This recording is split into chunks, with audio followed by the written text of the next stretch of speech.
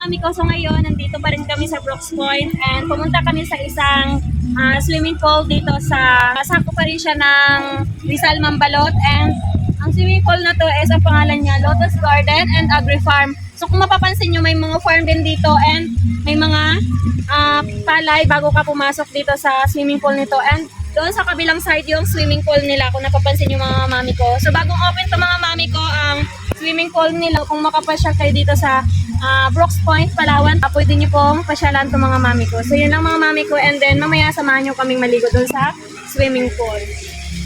At yun nga mga mami ko, ilang sandali lang at umulan ng malakas. Super lamig talaga maligo. And ang ginawa ko na lang is pumunta na lang ako doon sa swimming pool, humiram ako ng payong.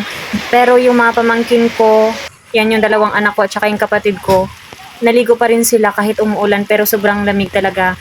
And yun nga, nagpasya na lang kami na baka sakaling walang ulan kinabukasan, pabalik na lang kami dyan para naman mag-enjoy kaming maligo dyan sa swimming pool. And nandyan nga din pala yung may-ari at kinausap na lang namin na babalik na lang kami kinabukasan kasi hindi talaga kaya yung lamig, ang lakas talaga ng ulan. And then ang isang iniisip nga din pala namin dyan mga mami ko, kaya umuwi na rin kami.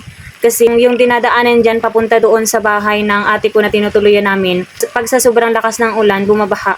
Kaya mahirap talaga dumaan yung motor. Kung napapansin yung mga mami ko, yan yung ang ganda ng place nila kahit nag-uumpisa pa lang sila kasi ang lawak ng space, and then meron pa silang mga kainan, ayan, and pwede ring i-rent kung halimbawa may mga birthday, kasal. Basa naman ata si ate. Basa